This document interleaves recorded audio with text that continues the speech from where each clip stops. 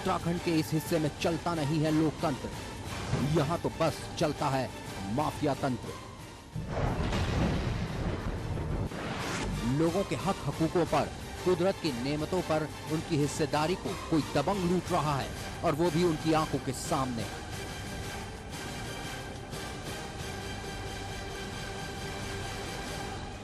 और इन सब के बीच एक माफिया का साथ दे रहा है पूरा प्रशासन और पूरा सिस्टम। रुद्रप्रयाग जिले के ऊखीमठ तहसील के पोंडार गांव के लोग अपने गांव के पास बहने वाली नदी से एक पत्थर नहीं उठा सकते, लेकिन उनके आंखों के सामने मधुगंगा नदी पर कई सालों से अवैध खनन जारी है। इस गांव की बहू बेटियां परिवार का पेट पालने के लिए नदी किनारे रेत और बजरी उठा तक नहीं सकती, लेकिन जेसीबी के ये पंजे रात दिन मधुगंगा नदी का सीना छलनी कर रहे हैं। ना इन्हें कोई देखने वाला है और ना कोई टोकने वाला, क्योंकि इनके पास पैसे की ताकत है। वहीं गांव वाले अगर नदी से एक पत्थर भी उठा ले तो उन्हें झेलना पड़ता है जुर्माना। सरकारी तंत्र ने एक ऐसा नया तंत्र पहाड़ों में पैदा कर दिया है जिसका नाम है माफिया तंत्र, और इस माफिया तंत्र ने पैदा किया है माफिया राज, जिसने इन माफियाओं को इन गांव वालों का भाग्य विधाता बनाकर पेश किया है। नमस्कार, मैं हूं रॉबिन सिंह चौहान, लेकर आया हूं आपके लिए खास खबर। अभी अभी चार धाम यात्रा मार्गों से लौट कर आया हूं। देवताओं के दर्शन तो नहीं हो पाए, लेकिन एक ऐसे देवता के दर्शन हुए हैं जिसे बनाया है हमारे सरकारी तंत्र ने। सरकारी सांठगांठ के जरिए कैसे एक आदमी माफिया बनता है और उसके बाद उस इलाके के लोगों के लिए वहां का भाग्य विधाता बन जाता है, ये पूरी कहानी आज हम आपको दिखाएंगे नेटवर्क 10 के जरिए खास खबर में। आज खनन के इस खेल के परत दर परत हर पहलू को हम आपको दिखाएंगे, और शुरुआत करते हैं कि कैसे खनन माफिया खनन का खेल खेल रहे हैं पहाड़ों में। रुद्रप्रयाग जिले की ऊखीमठ तहसील अपनी कुदरती खूबसूरती के लिए मशहूर है। यहाँ से हिमालय की विराट चोटियों के दर्शन आप नजदीक से कर सकते हैं, लेकिन इन चोटियों के करीब ही आपकी निगाह से दूर अवैध खनन का काला कारोबार फल फूल रहा है। ऊखीमठ तहसील की मधमेश्वर घाटी में 5 साल से अवैध खनन का काला कारोबार धड़ल्ले से चल रहा है, और इस खेल को 2007 से खेलने वाला खिलाड़ी है कुशाल सिंह रावत। नंदा देवी बायोस्फीयर के बेहद नजदीक ये शख्स लगातार 5 सालों से खनन कर रहा है, लेकिन इसे रोकने वाला कोई नहीं। जरा ये तस्वीरें देखिए, मधुगंगा नदी है और ये इलाका मधमेश्वर घाटी का है। पर्यावरण के लिहाज से ये घाटी बेहद संवेदनशील है, लेकिन इस खनन माफिया ने नदी को पूरी तरह से छलनी कर दिया। अब अपने ऊपर हो रहे अत्याचार पर खामोश इस नदी के सीने को देखिए।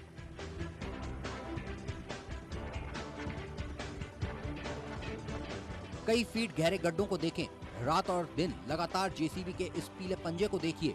नियमों को ताक पर रखकर नदी से बजरी रेता कई ट्रकों के जरिए खुले बाजार में भेजी जा रही है। कुदरत के खजाने को तो ये माफिया लूट ही रहा है, सरकार को भी कई करोड़ों का चूना ये अभी तक लगा चुका है। दिन भर में कई 100 ट्रक ऊखीमठ बाजार से गुजरते हैं। उपजिलाधिकारी यहाँ हैं, वो उनसे हम वार्ता करते हैं, वो कहते हैं हम जा रहे हैं, कौन जाता है, सब पैसे खा कर पता नहीं क्या क्या इनका आपस में सांठगांठ है। तो ये जनता के सुनने वाला आज कोई नहीं। कांग्रेस की सरकार में लोगों ने आस्था व्यक्त की है, और हम चाहते हैं कि माननीय भगवान जेल हमारे जो है यहाँ पे जो नए जिलाधिकारी महोदय यहाँ पे आए हैं, उन पे लोगों की एक आस्था है कि इसमें जो है ठोस कार्रवाई की जाए और इसको तत्काल प्रभाव से बंद किया जाए। इस आदमी का ये है, इतने डेटोनेटर्स होने के बावजूद और इसके स्टोर में इतना विस्फोटक पकड़ा जाने के बाद इसके नाम कैसे क्रेशर का पट्टा फिर मतलब पुनः जो है मतलब खनन का पट्टा स्वीकृत हुआ है। जिस जगह से खनन का सारा खेल चल रहा है वो प्लॉट नंबर है 83, और ये प्लॉट ऊखीमठ तहसील से 15 किलोमीटर की दूरी पर है। मौजूदा समय में ये सिविल भूमि है, लेकिन कुछ सालों पहले ये वन भूमि थी। लेकिन नियमों को ताक पर रखकर कुशाल सिंह रावत को इसका पट्टा दे दिया गया। भाजपा सरकार ने नई खनन नीति का खाका तैयार किया, जिसमें ये साफ कहा गया है कि किसी भी सिविल भूमि पर पट्टा बिना नीलामी के नहीं दिया जा सकता। लेकिन कुशाल सिंह रावत को ये पट्टा बिना किसी नीलामी प्रक्रिया के ही बांट दिया गया। कायदे तो ये भी कहते हैं कि नीलामी से पहले इस भूमि का चिन्हीकरण जिला प्रशासन द्वारा किया जाना चाहिए, लेकिन ऐसा कुछ भी नहीं हुआ। लेकिन जिन नियमों का हम हवाला यहाँ पर दे रहे हैं वो अस्तित्व में आए 2011 में। इसकी 2 वजह हैं। पहली ये कि खनन नीति में बदलाव किया गया।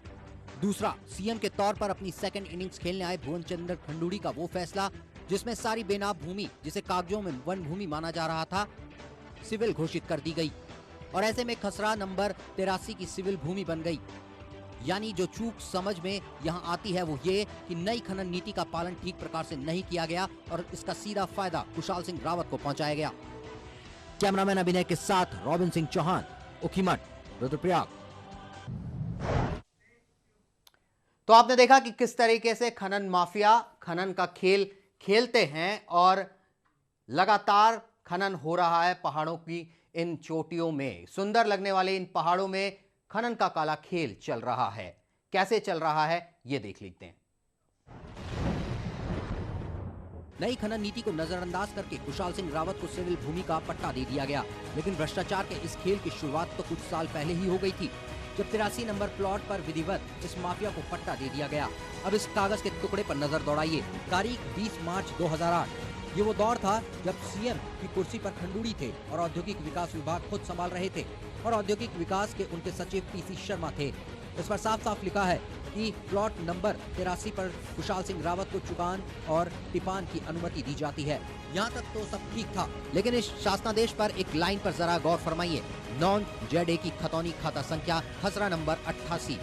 नॉन जेड ए का मतलब पहाड़ों में संरक्षित वन भूमि होती है और प्लॉट नंबर 83 वन भूमि ही थी। वन भूमि पर चुगान और टिपान का पट्टा 2008 में कैसे दे दिया गया, ये बड़ा सवाल है, क्योंकि ऐसी भूमि पर किसी भी तरह के निर्माण कार्य के लिए भारत सरकार के पर्यावरण मंत्रालय की अनुमति लेना जरूरी है। अब लगाइए अंदाजा कुशाल सिंह रावत की पहुंच का। वो रुद्रप्रयाग में बैठे बैठे सचिव के कमरों से अपने लिए वन भूमि में गलत तरीके से पट्टा करवा लेता है। कुशाल की पहुंच का पता तो बरवा गांव के ग्रामीणों को भी था, जरा सुनिए। 73 लाख का एक जुर्माना कटा है। 73 लाख का जुर्माना कटा, उसका भी लापता हो गया। वो खनौड़ी जी जाने, निसंग जाने, ठीक है ना, कि इसमें खनौड़ी जी का पार्टनर सीट है, उसका सीधा बोला खनौड़ी जी का, जिस बार सारेंगे थे उनके टाइम से ये करा। मैंने उनका कई रजिस्ट्री कर रखी, कई वो है मेरे पास, सब कागजात हैं, जितने भी कागज कार्य रसीद है मेरे पास, रसीद पड़ी हुआ। उसके बाद जो है निसंग भी गए, अब गए मैं कांग्रेस के टाइम पर। तो अंदाजा लगाइए कि कैसे इतने सालों में कुशाल अवैध खनन के कारोबार का सिरमौर बन गया। ऐसा लगता है कि देहरादून में किए गए सारे निर्णय जैसे कुशाल सिंह की सहूलियत के लिए किए जाते रहे हों, जो सरकार नीतियां बनाती रही और कुशाल सिंह को इनका फायदा मिलता रहा। 5 सालों से लगातार खनन माफिया खनन का काला कारोबार रुद्रप्रयाग से चलाता रहा, लेकिन इसकी जड़ें देहरादून में भी जमी हुई थी और इसे खाद पानी मिल रहा था सत्ता के इन शीर्ष स्थलों से भी, क्योंकि सत्ता के नजदीकी रहने वाला कोई व्यक्ति इसे अपनी शय दे रहा था और इसका सरपरस्त बनकर वो सारी सुविधाएं इसे एक के बाद एक मुहैया करा रहा था जो इसे चाहिए थी, जो इसकी जरूरत थी। लेकिन ये चेहरा कौन था, इससे नकाब उठना अभी बाकी है। तो आपने देखा कि किस तरीके से खनन का एक काला कारोबार पहाड़ों में चल रहा है, जिसके भुक्तभोगी वहां के आम लोग भी हैं। लगातार 5 सालों से खनन चलता रहा, प्रशासन कहां था, एक बड़ा सवाल खड़ा होता है। अब देख लेते हैं आरोप क्या क्या लगते हैं इन खनन माफियाओं पर और उस मिलीभगत पर जो इसने की प्रशासन, जिला प्रशासन और अन्य विभागों के साथ।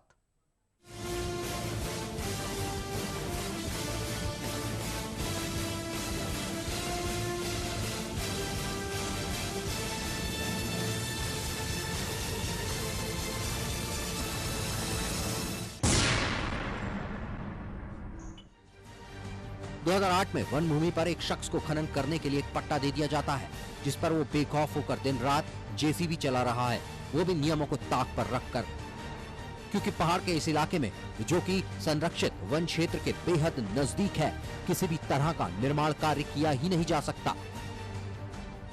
इस इलाके में रह रहे लोग इस वजह से आज तक बिजली से महरूम हैं। उनके घरों तक बिजली के तार सिर्फ इसलिए नहीं पहुंच पाए क्योंकि ये इलाका नंदा देवी बायोस्फीयर में आता है। सुंदर खूबसूरती जगह है। यहाँ पे आने वाला टूरिस्ट जो भी है, सबसे पहले बिजली की वजह से परेशान रहता है। तो यहाँ पे सरकार द्वारा न तो लाइट व्यवस्था की जाती है और न ही सोलरों की सही व्यवस्थाएं दी जाती हैं। तो हर आदमी यहाँ पे परेशान हो जाता है। इस संरक्षित क्षेत्र के बेहद करीब चल रहा है अवैध खनन का काला कारोबार, लेकिन प्रशासन कुछ करता नहीं। दरअसल वो तो इन माफियाओं की सेवा में जुटा हुआ है। आम आदमी अपने लिए एक कमरा इस इलाके में कड़े नियमों के चलते नहीं बना सकता, लेकिन माफिया तो खुलेआम बेखौफ होकर खनन का खेल खेल रहा है। जिस पट्टे पर इस समय खनन चल रहा है 2008 में वो वन भूमि था, लेकिन खंडूड़ी जब दोबारा निजाम के रूप में गद्दी पर बैठे तो उन्होंने यूपी सरकार का वो शासनादेश निरस्त कर दिया जिसमें ये कहा गया था कि सारी बेनाब भूमि वन भूमि है। लेकिन इस शासनादेश के रद्द होने के बाद इस बेनाब भूमि को सिविल भूमि बना दिया गया। ये सब हुआ साल 2011 के आखिरी महीनों में जब खंडूड़ी दोबारा सीएम बने। खंडूड़ी का यह आदेश तो जैसे इस माफिया के लिए किया गया हो। 2008 में गैरकानूनी तरीके से दिया गया ये पट्टा अब लीगल हो गया और जिला प्रशासन ने आचार संहिता के दौरान ये पट्टा दे दिया इस माफिया को, यानी एक और बड़ी चूक। और ये बात तो खुद ये माफिया भी मानता है। ये पट्टा लौट गया था फरवरी 2012 में 18 तारीख को, और मैंने 2,25,000 2,75,000 करीब मैंने रोटी जमा कर दी। उसके बाद मुझे कल फिर जब मैंने वहाँ से MM11 लिया, उसके आधार पर मुझे 3,64,000 रुपये और जमा करना है। अपने मुंह से खुद ये माफिया वो बात कह गया जो सरकारी तंत्र और माफियाओं की मिली भगत की पोल खोल कर रख देती है। आचार संहिता के दौरान पट्टा दे दिया गया माफिया को। जब सूबे के सारे महत्वपूर्ण निर्माण कार्य और विकास कार्य रुके हुए थे, तब इतने बड़े काम को अंजाम दे दिया गया। एक बार फिर से सुनिए कैसे ये प्रशासन की मिली भगत की गवाही दे रहा है। ये पट्टा लौट गया था फरवरी 2012 में 18 तारीख को, और मैंने 2,25,000 2,75,000 करीब मैंने रोटी जमा कर दी। उसके बाद मुझे कल फिर जब मैंने वहाँ से MM11 लिया, उसके आधार पर मुझे 3,64,000 रुपये और जमा करना है। देहरादून में बैठकर सरकार जितने भी फैसले कर रही थी, ऐसा लग रहा है वो सारे फैसले कुशाल सिंह रावत के लिए किए जा रहे थे। पहले 2008 में उसे वन भूमि पर खनन के लिए पट्टा दे दिया गया और फिर वहां रह रहे ग्रामीणों को खदेड़ दिया गया। उसके बाद भोले भाले गांव वालों से उनकी जमीन हड़प ली गई। इतना सब करने की ताकत इस माफिया को सरकारी तंत्र और राजनीति में ऊंची सांठगांठ ने दी। आखिर ऐसा कौन सा नेता था जो चाहता था कि कुशाल सिंह रावत हमेशा खुशहाल रहे? कैमरामैन अभिनय के साथ रॉबिन सिंह चौहान, नेटवर्क 10, उखीमठ। तो देखा आपने कि ऐसे नियमों को ताक पर रखकर एक माफिया को पट्टा दे दिया जाता है। इसकी ऊंची पहुंच का अंदाजा आप इस बात से लगा सकते हैं कि 2008 में वन भूमि में इसे पट्टा दे दिया जाता है खनन का। नॉन ZA भूमि तकनीकी भाषा है, मतलब जिसका है रक्षित क्षेत्र, वनों का वो रक्षित क्षेत्र जिसे वन भूमि घोषित कर दिया गया था एक शासनादेश के तहत। लेकिन जब खंडूरी आते हैं वो एक उस शासनादेश को रद्द करते हैं और उसके बाद ये बेनाब भूमि जिसे वन भूमि का अभी तक रक्षित भूमि कहा जा रहा था, रक्षित वन क्षेत्र कहा जा रहा था, वो बन जाती है सिविल भूमि और ये पट्टा हो जाता है खुशाल सिंह रावत यानी खनन माफिया के नाम। और ये खेल वो खेलना शुरू करता है आचार संहिता के दौरान। अपने मुंह से वो कबूल रहा है कि आचार संहिता के दौरान उसे ये पट्टा दिया गया था। लेकिन इस क्षेत्र के आसपास के जो गांव वाले हैं उन पर क्या बीत रही है, वो क्या कहते हैं, इसको भी सुनिए।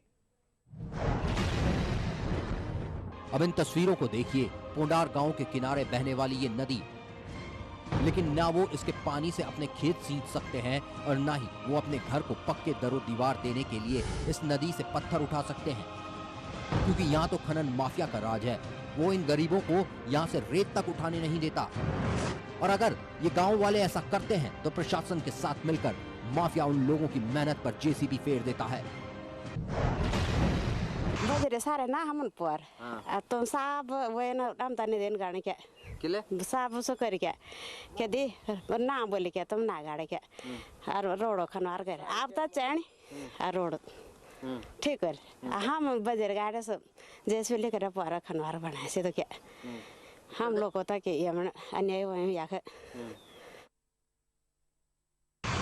ये शिव सिंह पवार है। कुछ साल पहले गांव के सामने वाला पहाड़ टूटकर इनके गांव पोंडार में आ गिरा। चाचा ताऊ समेत कई लोग मारे गए, घर से बेघर हो गए, खेत रहे नहीं, घर भी उजड़ गया। सहारा बनी गांव के पास बहने वाली ये नदी। परिवार की मां बहनें कई किलोमीटर पैदल चढ़ाई चढ़कर रेत इकट्ठा करती रही, फिर लगा कि अब खच्चर खरीद लिया जाए, लेकिन उन्हें क्या पता था कि खनन माफियाओं की नजर अब कुदरत की इस नेमत पर गड़ चुकी है। और एक दिन कुशाल सिंह रावत अपनी जेसीबी के साथ पहुंचा और गांव वालों के ठिकानों पर जेसीबी चलवा दी। इसमें उनका साथ दिया प्रशासन ने। पहले हमने पीठ में यहाँ पे रेता लेके जो है हमारी माँ और बहनें घर से आए, बेरोजगार, हमारे पास कुछ भी साधन नहीं है यहाँ। जो मकान हमारे पुराना था वो सब बह गया, ढह गया यहाँ। और जो है हमने यहाँ पे आके जो है अपना पेट पालते थे, और इन्होंने जेसीबी ला के और जो है ये बजरी नीचे फेंकवाई और फिर बोला कि हमारा चलेगा काम, तुम्हारा नहीं चलेगा। नहीं, ये बजरी क्यों फेंकवाई इन्होंने कहा कि हमारी नहीं बिकती है, तुम्हारी डैम बजरी है, ये नहीं बेचवाएंगे हम। ठीक है, ये तहसीलदार आके और पटवारी आके हर समय और जंगलात वाले आके जो है कि फेंकवाया। कभी घोड़े वाले से 100 रुपया जंगलात वालों ने, कभी 50 रुपया, ऐसा करके धमकी देके जो है ऐसे वो किया। ये फ्लड आए ना था उगी मटवा, तो गवर्नमेंट तो हमने हमारे को मकान दिए एक कमरे, तो एक कमरे दिए। तो उसके बाद नहीं तो खेत थे यहाँ पर, कुछ नहीं थी क्या, रोजगार तक कुछ साधन ही नहीं था। उस समय हमने क्या किया, वहाँ से इधर ही आ गया क्या, इधर आ गया। तो यहाँ तो रोखड़, तो पहले तो हम इस भूस्खलन से पहले तो रोखड़ नहीं थी यहाँ। तो उसके बाद हमने यहाँ वो किया, जैसे हम महिला, किसी के तो और मर्द नहीं थी, किसी का वो घर में कोई रोजगार का साधन नहीं था, तो हमने यहाँ बजरी निकालना शुरू किया। तो तभी आया जंगलात वाले, तभी आया नायब तहसीलदार एसडीएम, उस लोगों ने यहाँ क्या किया, तभी जेसीबी बुलाए तो ये बजरी भी फेंक दी यहाँ से आप लोगों की। हाँ। तो उस दिन हमने वहाँ पर वो खड़े हो गए थे कि यहाँ किसी का रोकड़ नहीं चलेगा, रोकड़ चलेगा तो यहाँ का बेरोजगार आदमियों का चलेगा। तो कहाँ ये लोग हैं तो पैसे बाजे, हम लोगों ने तो कहाँ रोक पाए तब। अब जब प्रशासन ही माफियाओं का पहरेदार बन गया तो फिर असहाय गरीब क्या करे। नौजवान राकेश ने रोजगार के लिए 2 खच्चर 1.5 लाख का लोन लेकर खरीदे। सोचा था घरवाली को अब पैदल कई किलोमीटर चलकर पीठ पर रेत ढोने की जरूरत नहीं पड़ेगी, लेकिन उसे क्या पता था जिस नदी पर सबसे पहला अधिकार इन लोगों का होना चाहिए था, उस पर माफियाओं ने अपना कब्जा जमा लिया है। उनके लिए दरोगा का काम कर रहा है खुद प्रशासन, जो गांव वालों को उनके हकों से दूर खदेड़ रहा है। पहाड़ों में पहाड़ सी जिंदगी जीने वाले इन पहाड़ों की आखिर सुने कौन? फरियाद लेकर किस दर पर जाएं जब प्रशासन ने माफिया से ही हाथ मिला लिया हो। सरकार ने तो कुछ नहीं दिया, लेकिन जो कुदरत ने दिया उसे बटोरने की कोशिश करने में दबंगों ने इनके हाथ रोक लिए। दबंगों की दबंगई के आगे इन गरीबों की तो कुछ ना चली, लेकिन प्रशासन ने भी साथ दिया तो सिर्फ दबंगों का। ऐसे में अब इनके सामने रोजी रोटी का संकट है, क्या करें समझ में नहीं आता। कैमरामैन अभिनय के साथ रॉबिन सिंह चौहान, ऊखीमठ। तो देखा आपने कि किस तरीके से शासन प्रशासन हाथ मिला लेता है जब माफियाओं से, तो उन लोगों का क्या होता है जो आसपास रह रहे होते हैं। उनके हक हकूकों से उन्हें दूर खदेड़ दिया गया और कब्जा कर लिया उस पर एक माफिया ने। फिलहाल एक ब्रेक लेंगे, ब्रेक के बाद भी परत दर पर कई खुलासे आपके सामने